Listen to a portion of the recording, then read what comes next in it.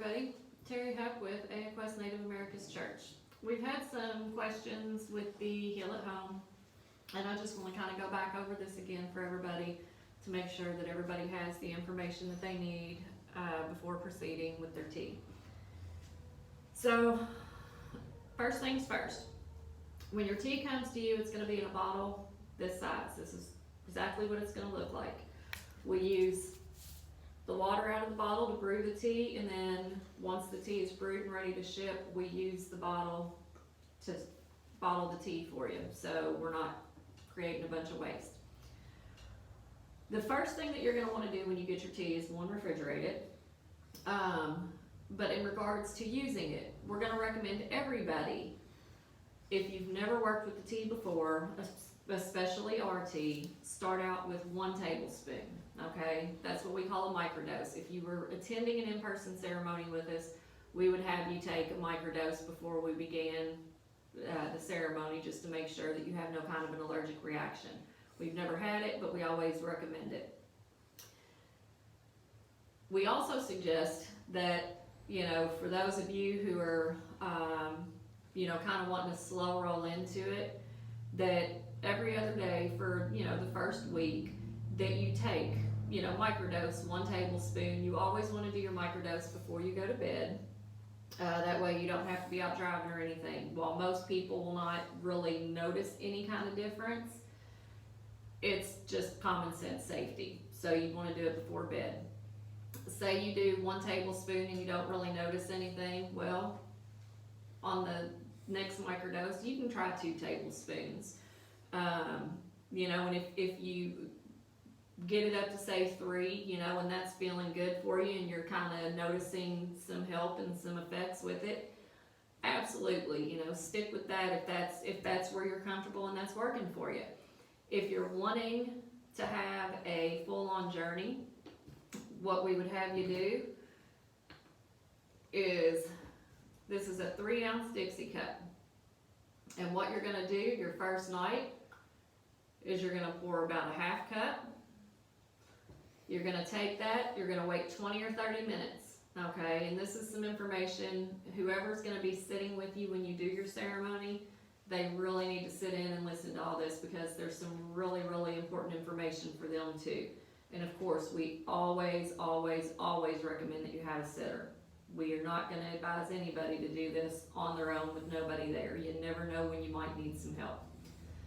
So, you take your first 1/2 cup, you're going to wait 20 or 30 minutes for your person sitting with you. I always mark the times of every time a person drinks. That way I know how long it is in between drinks, and I can kind of gauge, if they keep getting sick, whether, we need to dilute it a little or whatever. After that 20 minutes, 30 minutes, pour your second 1/2 cup, again, just about right there. And then you're going to wait for 2 hours. The importance of waiting that 2 hours is because you're trying to kind of keep from being shoved off a cliff. You want to be able to work with the experience as opposed to being overwhelmed and struggling against it. It can take up to 2 hours for you to start feeling the effects of the tea. So you want to wait 2 hours. If you're still not really feeling anything, for a lot of people, that's going to be their gallbladder holding on to the DMT. Your gallbladder's never seen it, so it's kind of like, what do I do with this? So it just holds it. If that's the case, what your sitter's going to want to do is get you a little bag of chips, just like this, okay? No bigger and no more than 1. You want to start out with about 1/2 a bag. See how you're feeling. If not a lot is changing, go ahead and finish the bag. Give it about 20 minutes, because for some people it can take about 20 minutes before they really start noticing any change. If you still don't feel anything, then I would say go ahead and do another 1/2 cup then. When you force a dump like that, it can cause the experience to hit you kind of hard and kind of fast. However, if you have followed our guidance and just done the 2 1/2 cups prior within that 2 hours, it's going to be perfectly manageable. You're going to be fine. That's why we limit it to that little amount in those first 2 hours. Make sure you have your bucket handy, okay? Because whether you have to eat or not, purging is a part of it. You are gonna 9 times out of 10 wind up getting sick. If that's the case, you want your bucket, because you're probably not gonna be able to make it to a bathroom quick enough, and it just reduces the risk of, having a huge mess and creating a somewhat unsafe environment. When the experience starts to happen, okay, it's gonna happen kind of like a mushroom experience for those of you who are familiar with mushrooms. It's gonna kind of feather up in little waves, and then it's gonna feather down the same way. Now, I advise everybody who has psychedelic experience to throw everything that they know out the window in regards to, what tactics they use for anything else. Because the only thing that you're gonna do if you try to apply those same tactics to ayahuasca is you are going to get yourself a fairly heavy experience. The only tactic that works during an ayahuasca experience is to submit and roll with it. Okay, you can't control it, you can't steer it, you are not in charge. You can influence it to a degree, but you are not in charge of that experience and where it goes and how it goes. And trying to do that, it's gonna make for a really heavy experience. So you wanna come into this from a completely neutral state of mind. Come into it with, the mindset of whatever Mother Aya has for you, you are open and willing to seeing and receiving. What you want to do in order to get the experience to kind of come on, your set and setting, incredibly important. You want it to be on a good day where you're in a good mood, where things have been manageable, you're good. You want it to be a nice quiet place. You don't want there to be a whole lot of background noise, a whole lot of stress. You want your music. We have the spirit waters and spirit dreams that we use. Those work phenomenally well with your experience. You want to have just enough light that you can see, but nothing so bright that it's going to hurt your eyes. And you want to lay down and you want to relax. Just put your mind completely on park. If you're sitting there and the wheels are grinding and you're waiting on this and you're like, where's it at? When's it coming? Where's it at? When's it coming?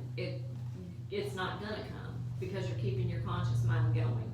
You need your conscious mind to go sit down and be quiet for a little bit so that the experience can kind of slide in and take over. There are several different types of experiences. Some of you have said that, your experience has been more physical and, you're asking what you're doing wrong. It's not that you're doing anything wrong.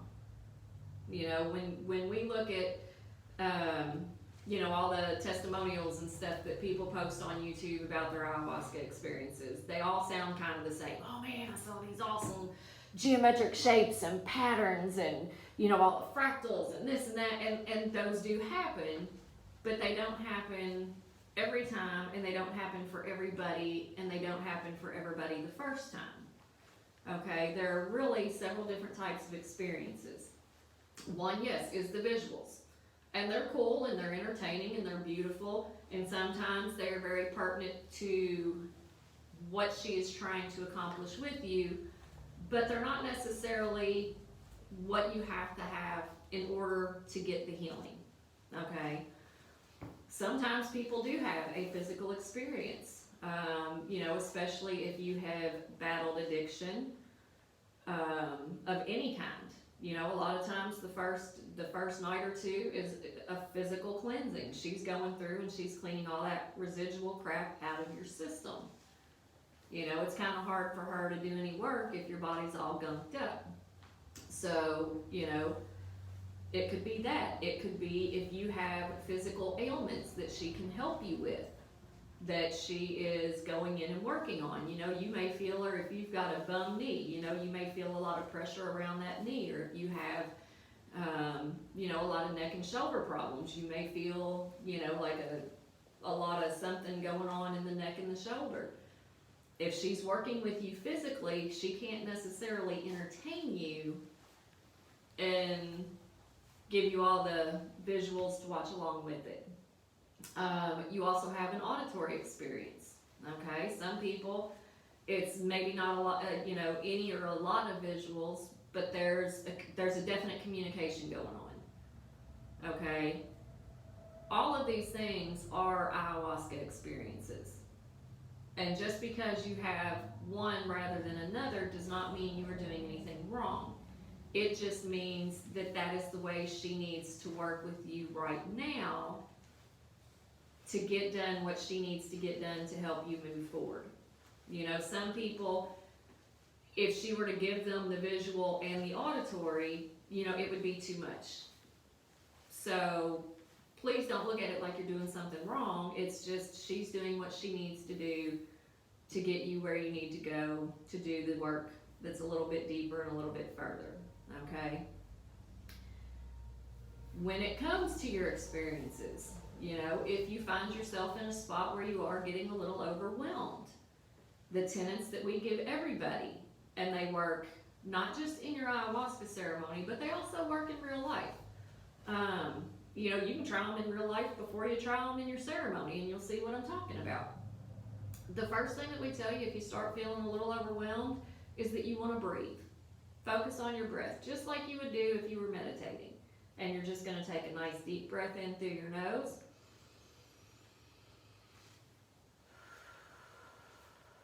Out through the mouth. And you're just going to focus on your breath. You can only think of one thing at a time. So if you're focusing on your breath, everything else kind of falls to the background. You want to relax. The more you relax, the more the experience relaxes. The more we get bound up tight and just kind of, the more everything seems to close in on us and it becomes a lot less manageable. But when we just take that nice big relaxing breath and we take a few of those, our body starts to relax, our mind starts to kind of relax, everything starts to kind of fade back away a little bit, and we have better control of the situation at hand. You want to remove all judgment. There is no good, bad, holy, evil, none of that. Everything just is, okay? It just is. Doesn't matter, it just is. And then you want to accept and allow and let it pass. You're going to accept that it is whatever it is, and you're going to allow it to be that. Because probably 100% of the time, you're not going to change what it is. And once you accept that that's what it is, and you allow it to be that, it's going to pass, okay? Whatever's going on, you want to watch it just like you would a movie. Watch it like a log floating down the water.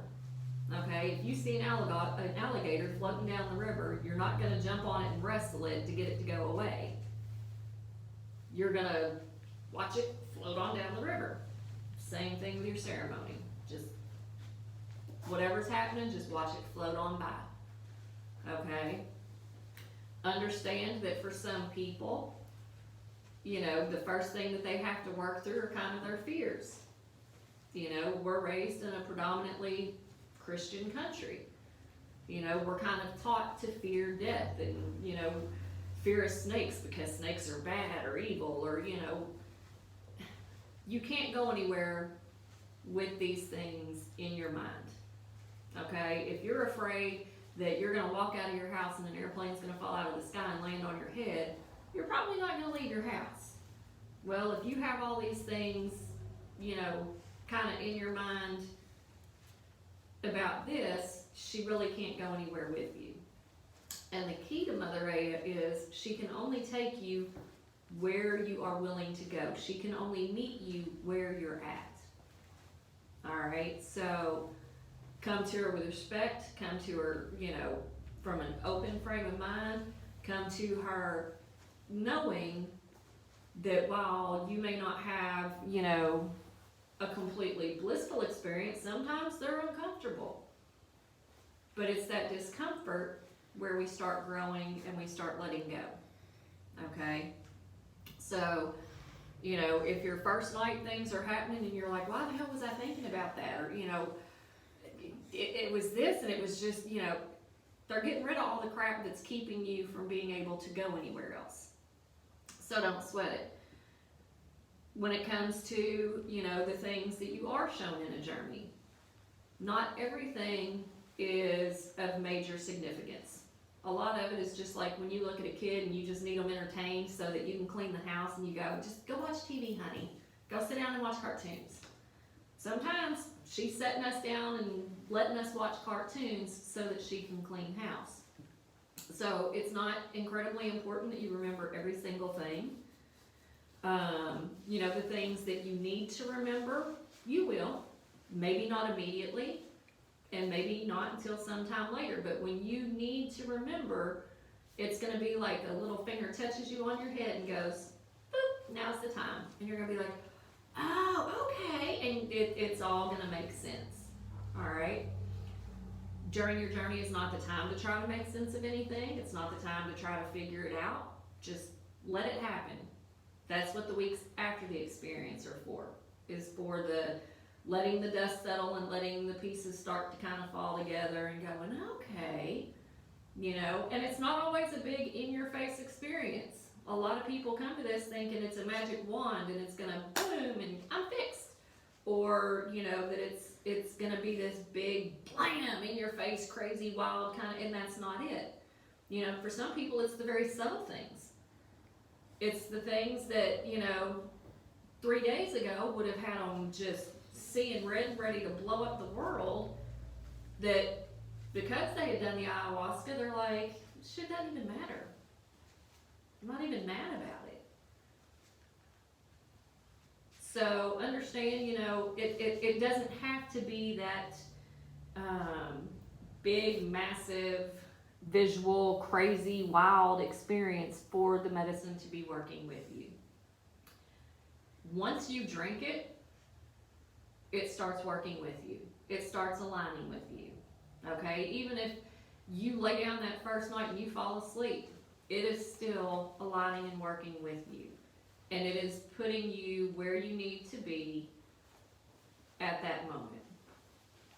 Every time you do ayahuasca, you are making the next step. It's all building blocks. You know, I tell people in ceremony, think of it like you're building a house, okay? You don't build a house without a foundation. Your first night or your first week of microdosing, you know, that is your foundation. And then the next time you do it, you know, you're taking another step, and that step is going to be what you need to take the next step, and so on and so on and so on. So, you know, regardless of what happens, it is all incredibly important that it does happen. I have never seen Mother Aya do absolutely nothing.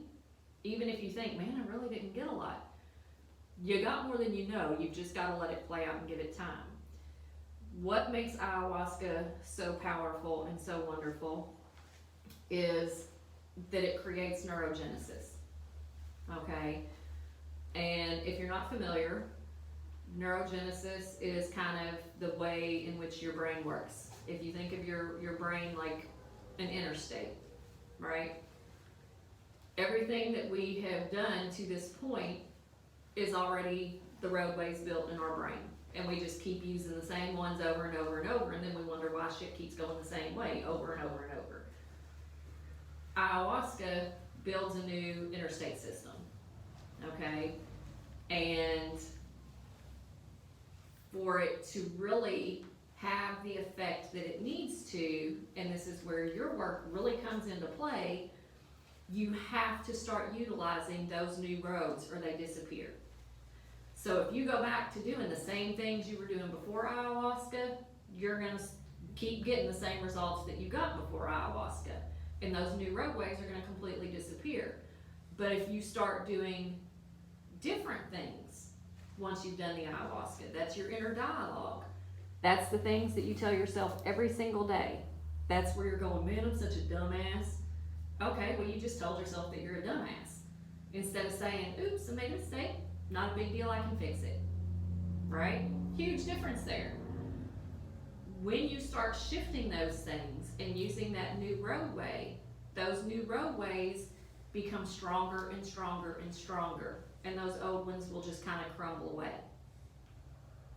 When you realize that, you know, the movie that scared you at 4, for whatever reason that, you know, at whatever age you are now, was still scary to you, well, she kind of gets around that, and you're like, oh, okay, well, yeah, duh, it was just a movie, and you didn't get it before. Change has to be a part of getting the tea to work, and you are the only one that can do that. Remember in your journey that, you know, for a lot of people it's a very emotional thing. And what we consider emotions is energy in motion, because that's all they are. They are energy in motion. And you are responsible for your emotions. Nobody else, nothing else. You know, we can say, oh, they pissed me off. No, you pissed you off. What you didn't like what they did, and you allowed it to make you angry. We are a giant stew of chemicals and hormones, and all of these things they're energy based. You need to get control of these, and in doing that, you are going to help propel yourself into growth, into change, into being who and what you are meant to be. And the reason I bring these things up is because a lot of times in a journey, you know, you may experience an immense fear that you have no idea where it came from. You know, you could have had the perfect life, everything was beautiful, never had a bad thing happen to you ever, and you're like, man, where the hell did that come from? And, you know, what we theorize is because since Ayahuasca works with your subconscious, and your subconscious has been recording since you were in utero, before you ever took your first breath of air, your subconscious has been recording. Think of what it was like just to come into this world. You know, those of you who have kids or who've ever seen a child being born, you're going to know exactly what I'm talking about.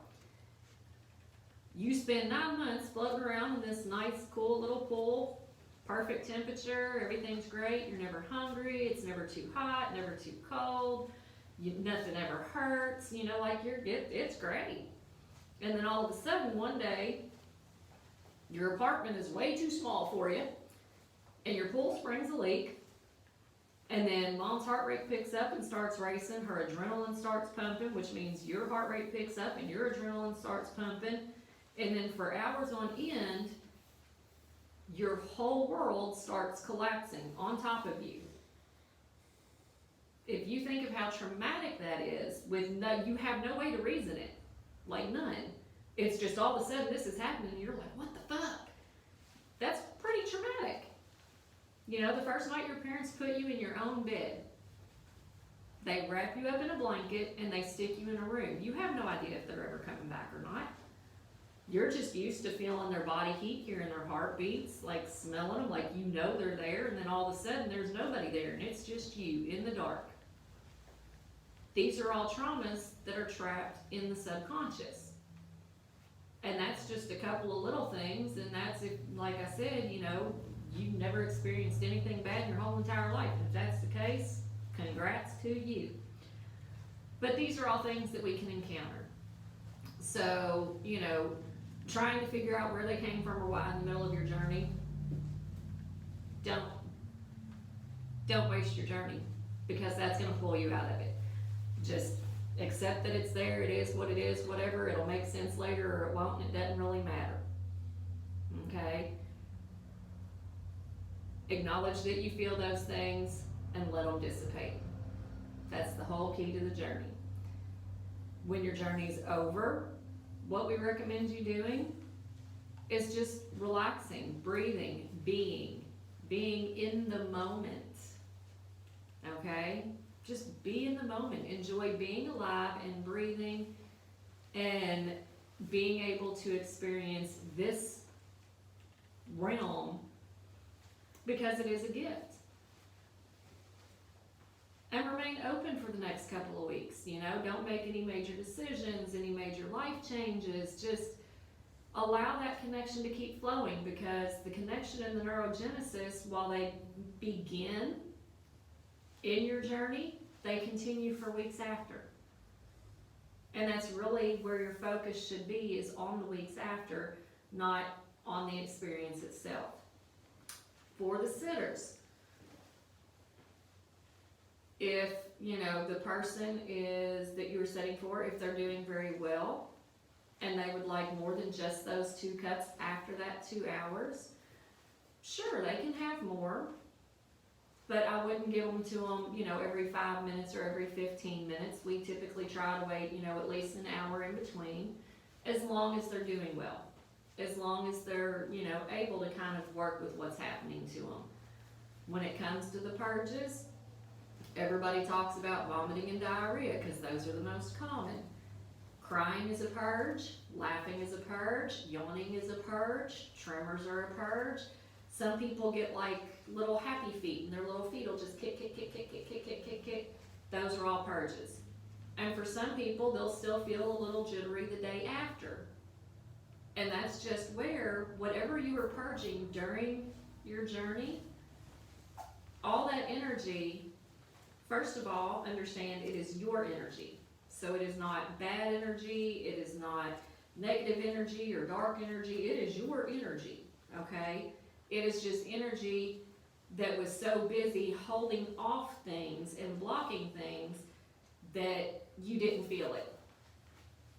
Well, now it's free. It's finally free. It can bounce around and move around, and it's a little unbalanced, and you just have to give it time to let it kind of settle back down. Think of it like a kid who had entirely too much sugar, right? It's gonna bounce around for a little bit, but then once the newness wears off and the energy kind of starts to stabilize and calm down, excuse me,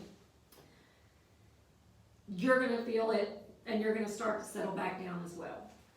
So I really hope that this has clarified some of the questions that you all had.